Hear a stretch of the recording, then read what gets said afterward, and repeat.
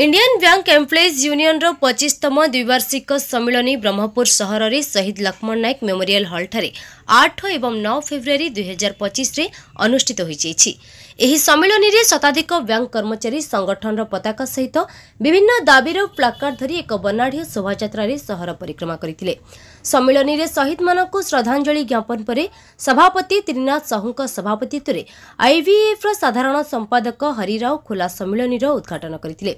एओवीएफ रो सभापति प्रकाश राज्यर बैंक कर्मचारी संगठन रो समय समय आंदोलन एवं संघर्ष उपरे वक्तव्य रखिथिले।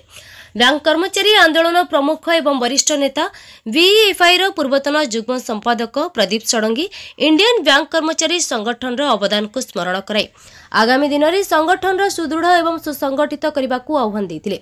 इंडियन बैंक रो पूर्वतन अंचल प्रबंधक उत्सव चरण पात्र कर्मचारी मानकु अभिवादन जणाइथिले। अन्य अतिथि प्रभास षंढ, अजय महांती, हरिहर आचार्य सम्मेलन सफलता कामना करी उद्बोधन देथिले। ब्रह्मपुर बैंक कर्मचारी समन्वय संघ संगठन सुनेश पाणिग्राही एही सम्मेलन परिचालक साथी शिवप्रसाद महापात्र नेतृत्व में सम्मेलन परिचालना करा जायतिला। शेषे संगठन साधारण संपादक साथी मनोज कुमार मुदुली समस्त को धन्यवाद अर्पण करी खोला अधिवेशन शेष होबार घोषणा करथिले। 24 जना हम Indian bank employees union Odisha रो माने वाइस प्रेसिडेंट हमर एटा होची 25th बाइएनियल कॉन्फ्रेंस। हमरो last time golden jubilee celebration हेतला 50 वर्ष पूर्ति हेतला जदियो काना द्विवार्षिक सम्मेलन बेले बेले हमरो वार्षिक सम्मेलन होतला। हम एटा 53 वर्ष रे ये संगठन पहुंचला। हमरो एक कॉन्फ्रेंस 2 दिन धरि चलिबो। एठी हमरो पाखा पाखी 300 डेलीगेट ऑब्जर्वर आज किसी लोक आसीना काली पुणी किसी लोक आसवे 300 लोक पार्टिसिपेट कर ये सम्मेलन में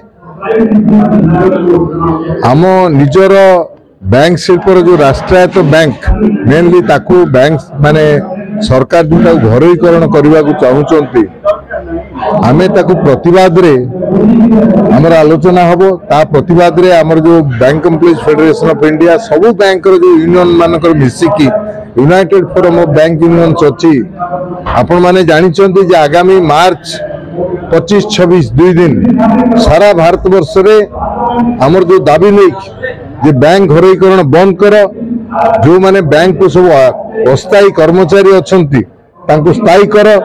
हमर बैंक रे वर्तमान जेति स्थायी कर्मचारी अछंती तार 5-10 गुण होचंती अस्थायी कर्मचारी। बैंक भलिया शिल्प रे टंका देन जो हबो सेठी अस्थायी कर्मचारी जदि रहिबे चिट फंड भलिया अवस्था हबो ताकू विरोध करी बैंक तो भुसुड़ी जीवो। एवं सरकार चाहते जे सरकारी बैंक गुड़ा भुसुड़ी पड़ले जो जो अछंती आम भारत वर्ष बड़ बड़ शिल्पपति तांको बैंक गुड़ा चलिबो। तेणु ताकू आम प्रतिवाद करूछु। आमर निष्पत्ति जोटा होता सरकार मानी जे बैंक को 5 दिन एलआईसी आपण जानते 5 दिनिया केंद्र सरकारी कर्मचारी मानकर समस्त होची 5 दिनिया ऑफिस आमर सेटा सरकार राज्य है कि पर्यंत लागू करना 5 दिनिया ऑफिस आम लागू करना। आमर जो बैंक रे स्थायी पोस्ट लक्ष लक्ष पड़ी बेकार युवक कोटी कोटी बुलुचंत बैंक रे नियुक्ति देउना ताकू विरोध करके एवं ओडिशार ग्रामांचल आमर जो सरकारी बैंक खोलिबा पाई तार दाबी करके आम कॉन्फ्रेंस होउची।